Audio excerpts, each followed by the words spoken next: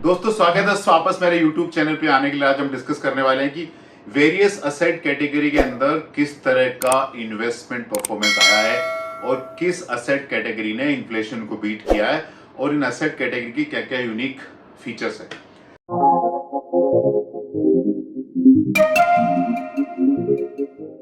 तो अगर हम डेटा देखें 1980 से लेके 2024 तक, तो LIC के जो प्रोडक्ट है उन्होंने करीब 6% के आसपास आपको इन्वेस्टमेंट परफॉर्मेंस दिया, 6% के आसपास।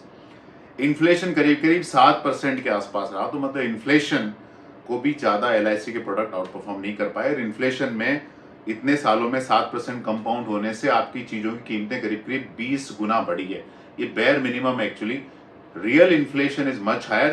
ये खाली CPI के डेटा है, कंज्यूमर प्राइस इंडेक्स के, जबकि एक्चुअल अपना लाइफ स्टाइल एक्सपेंसेस है वो बहुत ज्यादा तरीके से बढ़ा है।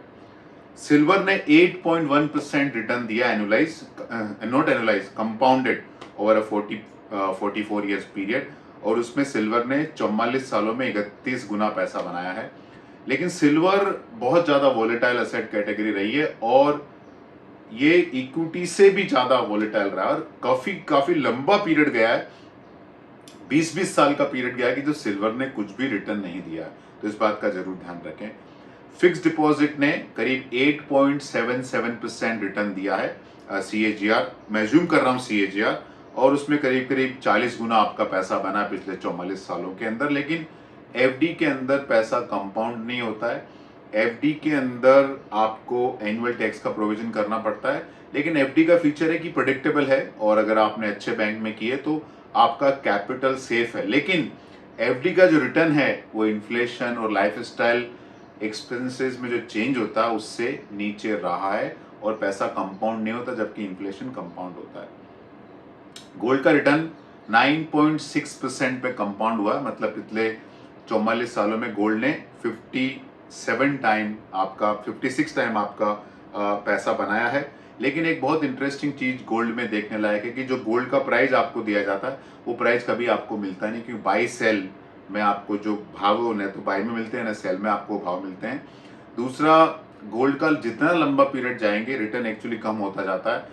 5 साल के पीरियड में 24% हाईएस्ट रिटर्न दे दिया गोल्ड ने, 10 साल के पीरियड में 18% दे दिया, 15 साल के पीरियड में 15% दे दिया, 20 साल के पीरियड में 13% दे दिया। लेकिन moment you go 13-40 plus, gold का रिटर्न 10% के भी नीचे आने लग जाता है कि गोल्ड एक कमोडिटी है। लेकिन गोल्ड के अंदर हमारा कॉन्फिडेंस बहुत ज्यादा, इसलिए होल्डिंग पीरियड गोल्ड के अंदर बहुत होता है और होल्डिंग पीरियड ज्यादा होने की वजह से गोल्ड में पैसा बनता है।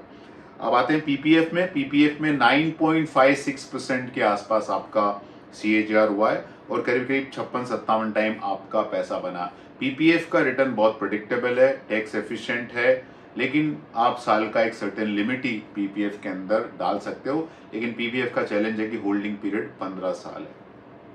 अब हम आते हैं इक्विटी पे।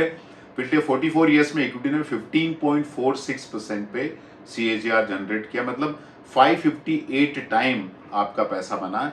ये 15.46 विदाउट डिविडेंड यील्ड है। अगर इसके अंदर डिविडेंड यील्ड ऐड कर दें तो 16.5 से 17% के आसपास रिटर्न बन जाता है और 600 गुना के ऊपर भी पैसा बनता है। लेकिन इक्विटी में ड्रॉ डाउन ज्यादा है, मतलब 80 से लेके 2024 तक 3 बार इक्विटी मार्केट 50% के ऊपर वैल्यू में गिरा है।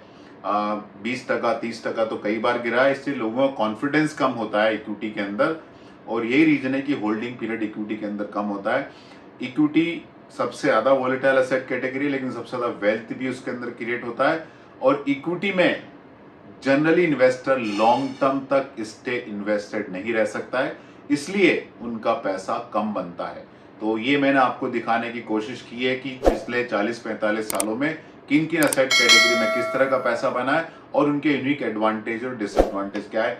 दोस्तों फाइनली आपको कहां पैसा डालना कहां नहीं डालना है अपने म्यूचुअल फंड डिस्ट्रीब्यूटर से कंसल्ट करें। ये वीडियो सिर्फ और सिर्फ एजुकेशनल पर्पजेस के लिए है। Mutual fund investments are subject to market risk. Please read the offer document carefully before investing. और कोई भी इन्वेस्टमेंट प्रोडक्ट में रिटर्न देखने से पहले रिस्क जरूर देखें। ये डेटा सारे पास्ट डेटा है, फ्यूचर में ऐसा होगा कि नहीं होगा मुझे पता नहीं है। फाइनली दोस्तों, ये आपका पैसा है, आपका फ्यूचर, आप डिसाइड करें। हम इस पूरे प्रोसेस में बहुत ही छोटे एनेबलर हैं। धन्यवाद।